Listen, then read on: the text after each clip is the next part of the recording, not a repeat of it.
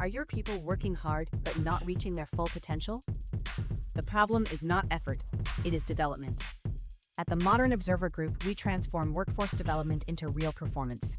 Our human-centered achievement programs help your team think better, communicate stronger, and execute at a higher level.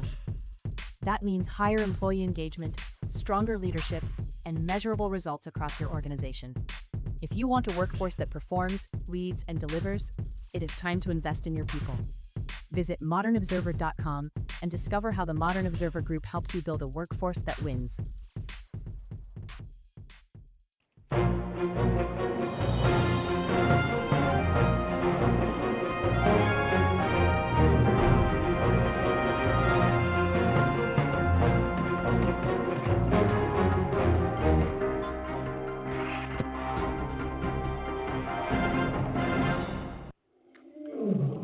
Welcome to another edition of Carnivore Radio. I'm your host, Jeff Sherman, along with the great Dr. Eric Lopkin. A lot going on. The war, I believe it's in its fourth week.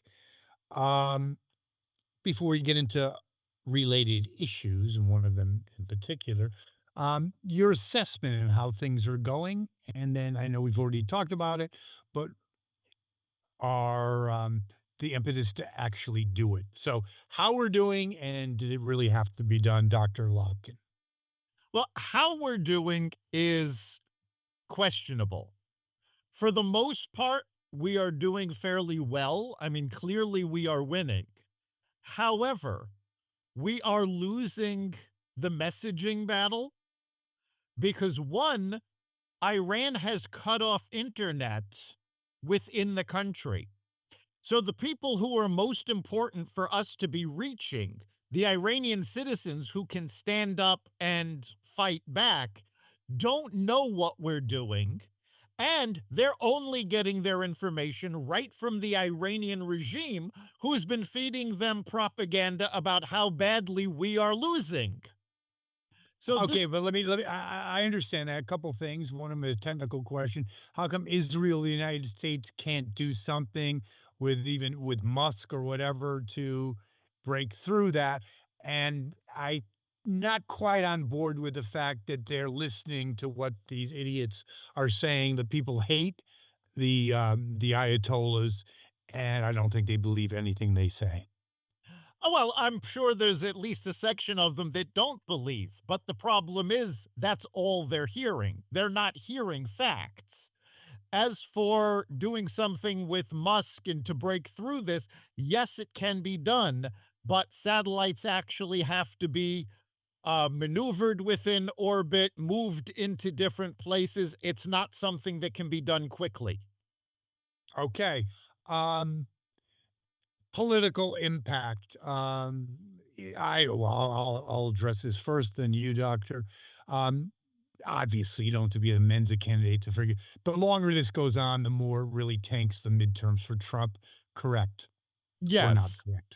All right. Yeah, it's all going to depend on how long it goes on. If, as Trump keeps saying, it's going to be wrapped up in the next month, it's not going to have any effect on the midterms. Okay, let me interject something, Doctor. One of the problems, and I remember this from COVID, is oftentimes he's gotten better, but there's just something about Trump that he states things that maybe aren't true, but he wants to believe. Like when he said, "Oh, during the summer the virus will just go away." Well, obviously that's not true. Again, if it does, if we do meet with success within 2 or 3 weeks, I believe it'll actually help them. How do you like that? If this drags on, not a good thing. I think one of the biggest, you talk about winners and losers, is NATO. We've talked about this even in the terrestrial radio days until we were unceremoniously dismissed. But anyway, he talks about maybe it's time to end NATO. I know you're going to disagree. I actually agree with Trump. I'm not saying get rid of all of it, but I think it should be reconstituted, and I believe it should be realigned with countries like Poland, Hungary, and others. I hate to be so sour, but I think Western Europe is essentially just bureaucratic, liberal wastelands that I may be beyond the point of no return. And just to put, I know we talked about this before, but real quick, England, who basically had the Falklands victory with our help. Yes, that was, even though we helped them, was a pretty miraculous undertaking and successful mission. As I said before, they could not invade Rhode Island at this point, and basically not even they're apprehensive or not ready or willing to participate. That's a factor, but I don't think they could participate. There's nothing there. Your thoughts? Well, they could participate even if they didn't send troops. The problem is they've been actively fighting against us. Spain, for example, has not let us use their airspace. Now they're making noises that they're not going to let us use our own bases in their countries. Just to clarify, though, Trump has never said that NATO should be disbanded. He's just talking about leaving, which Well, if he leaves, it's like, wait a second. Yeah, you have a going to a Rolling Stones concert and they don't show up. And, whatever, Billy Boggs and the Scallywags or, the warm up act. It's pretty much not a concert. Yes. well, I mean, they'll still have their own alliance within Europe.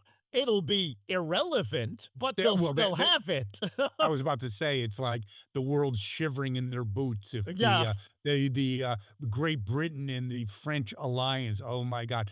To your point about Spain, I do believe that Trump should send a clear signal, get rid of them ASAP. That is Spain. Send a clear warning shot that you don't contribute anything, you don't bring anything to the table, you're a bunch of leeches. You're out of here. Well, he did make the statement yesterday to England and France that you better start, I believe the quote was rounding up your overdue courage because when you need us, we're not going to be there for anybody that didn't help us in this undertaking. Okay, let me So ask the no, doctor. You have a great point. Isn't that a kind of a quasi? We're out of here. it is. Okay. It really is. I mean, he's telling them, look, you abandoned us, not the other way around. So don't come running to us when there's problems. I actually think if you take a look at what Trump has been doing over the last 8 months or so, I think he's actually building an alliance to replace NATO. I think it's Oh, let me going. just check one thing. Hold on, hold on. I agree with you. Maybe you didn't hear this. In other words, I believe in realigning NATO. Go ahead. I'm sorry. Yeah, well, Yes, but, I go mean, ahead. Sorry. NATO is specifically, Europe and the North Atlantic. I mean, it is the North Atlantic Treaty Organization. This is something that's quite frankly a lot bigger and covers a lot more because it looks like obviously Israel is part of this. You're talking about having the Middle Eastern countries that are part of the Abraham Accords. Mm-hmm. You're talking about including South American countries for the first time. And you're talking about Japan and South Korea, as I well would as throw Poland and Hungary and Eastern Europe in there well, too. he hasn't done anything with those yet. Okay, but I'm just naming the ones that he's actively working with. okay, because I think that's long overdue.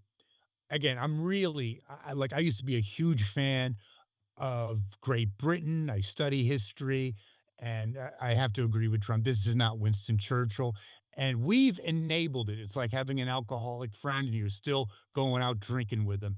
You're allowing this to happen. They didn't have to pony up so they could have their bloated social programs led by Brussels or directed by Brussels. And I really believe they're close to beyond the point of no return. Yeah, I mean, the basic problem, it's not just NATO in itself, it's the entire EU. We basically propped them up. We have been providing their defense since World War II. They didn't even meet their own NATO requirements until Trump's first term when he forced them to. On top of that, they're getting rich off of selling their stuff to our consumer base.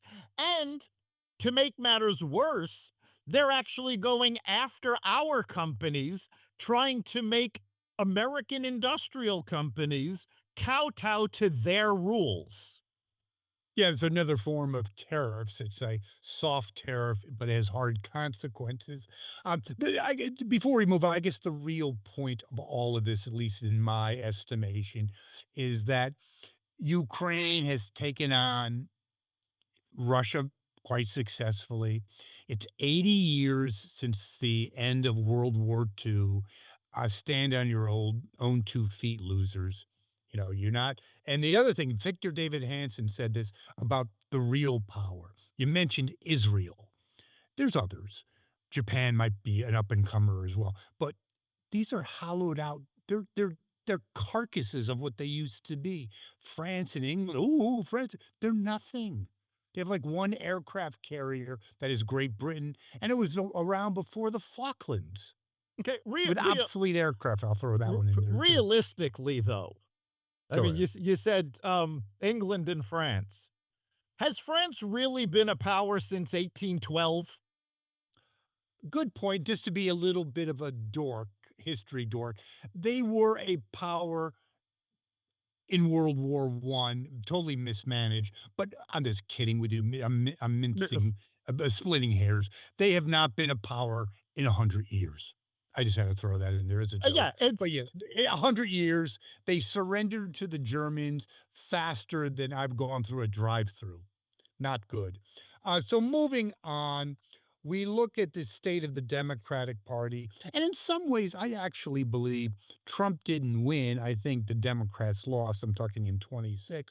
That's another debate. We're not going to actually get into that. But AOC, uh, it was just outed, I guess, that do as I say, not as I do. We've talked about that a billion times, but she funneled some of her campaign funds, 19,000 to get seeks, and I'm totally on board with her seeking psychiatric care because I think she's nuts. I think Bernie should as well. But with a therapist that specializes in ketamine, which is a powerful narcotic, sometimes used actually on horses in different variants. Um, Number one, I think you would not argue with the fact that she's in dire need of psychiatric care. But the funny side of that is $19,000, Dr. Lopkin, is a lot of therapy. So well, I believe she's totally nuts. not necessarily. I'm going to split the hair on this one. Um, Allegedly, the therapist was providing leadership coaching. Now, this is something that my company does this. We do this all over the world. $19,000 is not out of line for either psychiatric care or for leadership coaching. So the amount is not the problem. The problem is that she funneled it from her campaign funds, which is completely illegal. Yes, I agree. And also, I'm sorry from the marketing. I know you are well deserved a marketing expert. I was once one in a previous life, and it's not a good look. Sorry. I mean, you're going to run for president, and we have one person who can't read, and the other one is a psychotic. Not good. Well, again, the idea, I mean, yeah, she may run for president. The idea that she's capable of winning is ridiculous. The Democrats keep pushing this idea. But if you take a look, she can win New York City. She might be able to take California. Beyond Possibly. that, I mean, you know what? I'll even give her the benefit of the doubt. She might be able to take New England. But when you, No, again, we're splitting hairs. I'm not trying yeah, to be a it's dork. She could take Connecticut, which needs its own psychological counseling. Massachusetts, she could not win Vermont, New Hampshire, and Maine. Maybe Vermont, not New Hampshire and Maine. No no, she way. probably couldn't take New Hampshire and Maine. There you You're go. right. So there's no way, there's no path, no matter how much you like or hate her, for her to actually win. I'm going to You go know as what's far as say really even the interesting? nomination. I don't think she can survive the primaries. That's an open-ended question because if you look at the 2020 um, Democratic debates. And that's obviously 4 years ago, 6 years ago, whatever.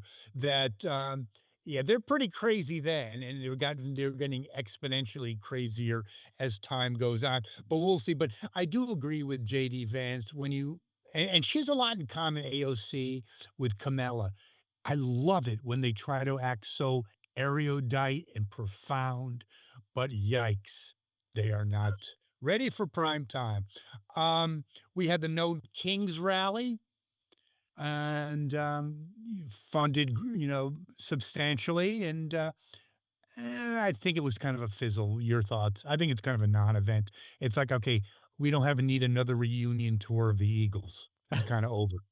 Well, I mean, let's first look at the numbers.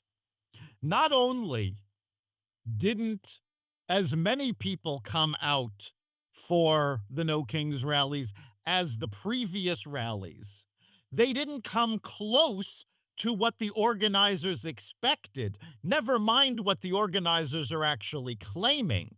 The organizers are claiming that 8 million people showed up at various rallies around the country. In fact, the number is in the thousands, not the millions. And again, they missed not just their target, but they wanted to grow on the previous No Kings rally. They did not even meet those numbers. The photos are great because you see just how few people show up. And in the promotions, when they're sending out their message about how many people, they're sending out photos of old rallies, not the current ones, because they know the photos don't look good.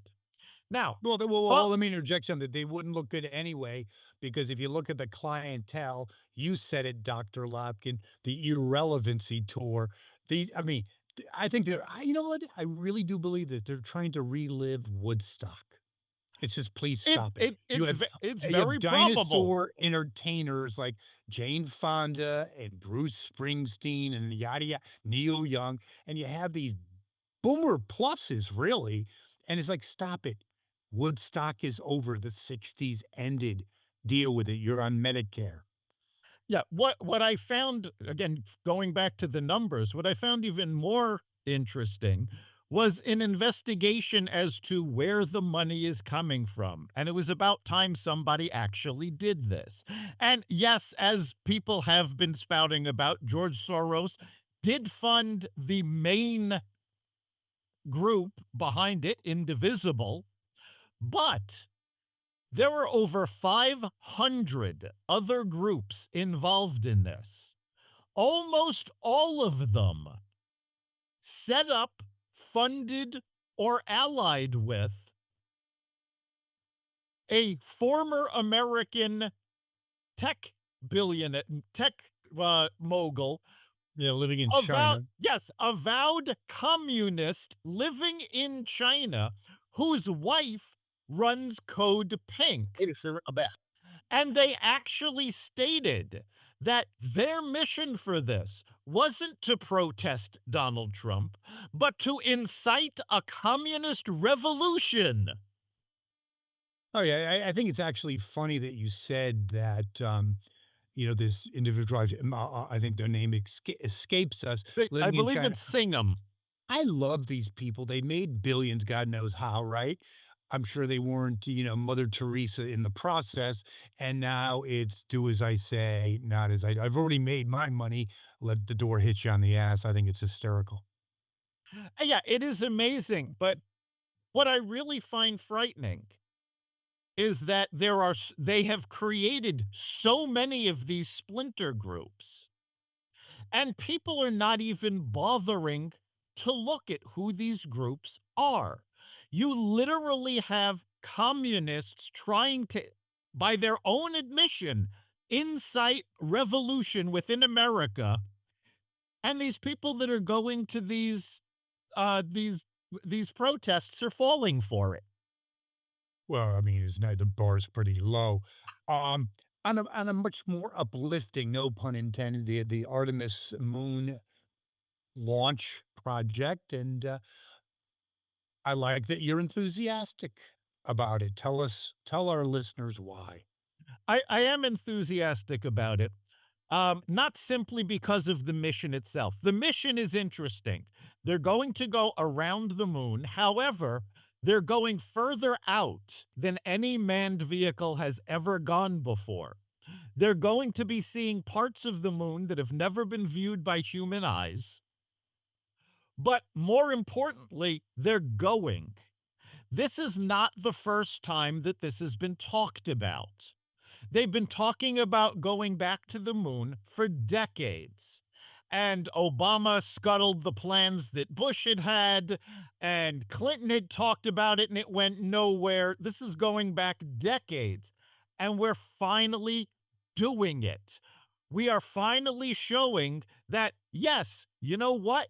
We are not sitting on our butts anymore. Trump has literally turned around these agencies, that they're accomplishing things again. Agreed, agreed. I think we were NASA got about as exciting, drawing to our previous subject, as a Neil Young concert. The same shit over and over. My God, it was like the big yawn. So, on that note, I do 100% agree with you. Now, as we approach the midterms, in spite of the war, in spite of the shutdowns, um, and unlike the Biden administration, which a lot of their employment numbers were in the public sector, a better than expected number figure on private sector employment and other key indicators. Correct, Dr. Lopkin? Yeah, we actually have gotten some encouraging and economic news for a change. Private sector numbers from ADP beat expectations. In fact, it was a lot bigger than they expected, especially given that last month's numbers were dismal.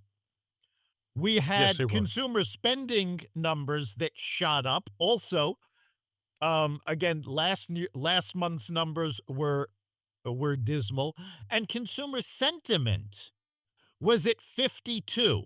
Now, why is that important? Because 50 is the cutoff. Anything below 50 is negative when the way they figure this. So the fact that consumer sentiment has finally jumped to 52 means people are actually starting to feel more enthusiastic about the economy. And And that goes back into our point about when and if this war concludes successfully. I personally think, here's what I think, and you comment on it in our concluding remarks. I believe if these are ifs, if is everything, right? If you study, you can get an A, okay, whatever. If the war concludes in the next couple of weeks, maybe 3 weeks successfully, or reasonably successfully, the economy starts doing well, and there's also signs right now of the stock market starting to correct itself.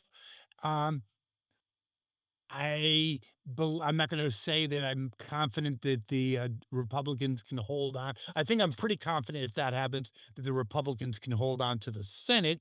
But even if they do lose some seats in Congress, I know it's razor thin. It would not be enough to disrail Trump's presidency. Do you agree? Yeah, I agree with the Senate. I don't think the Republicans are going to lose the Senate. Most of the senators that are up for reelection are actually in safe spaces. So, the Republicans that are up for reelection are in solidly red states. The Democrats that are up for reelection are in solidly blue states. So I don't see a lot of movement there. The House, I'm not so sure about. Oh, no, I'm Sim not sure at all. I'm just saying I Yeah. don't think it will be a catastrophic Oh, no, event.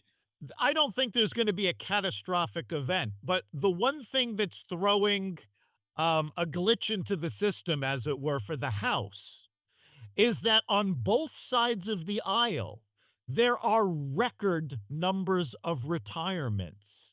Mhm. So we usually when you have an incumbent, it's like, okay, the incumbent's got the advantage. Is it, how close is it going to be? You'll see. We have a record number of seats that are going to have no incumbent. Right now, the generic Democrat versus Republican polling across the country actually has the Democrats doing worse this year than they did in 2018, which is the benchmark for Trump's midterms. So they are fighting an uphill battle.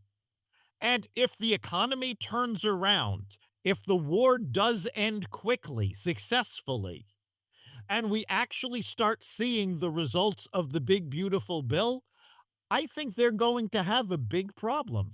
I would agree with that. And we'll have to see. But as we talk about all these various subjects, our listeners can contribute. Great show last week. Hopefully, you got some feedback on that. Our listeners can certainly contribute to the process, can't they, Dr. Lopkin? Yes, they can. We'd love you to go to the Carnivore Radio Facebook page, message us there. You can also go to xvadio.com/connect. Let us know what you're thinking. And of course, you can catch every episode of Carnivore Radio at the Carnivore Radio website, xvadio.com, the Apple Podcast app, YouTube, Rumble, Spotify, iHeartRadio, Audible, Amazon Music, and other platforms that respect freedom of speech. I will see you next week, Dr. Lopkin. We'll see you then.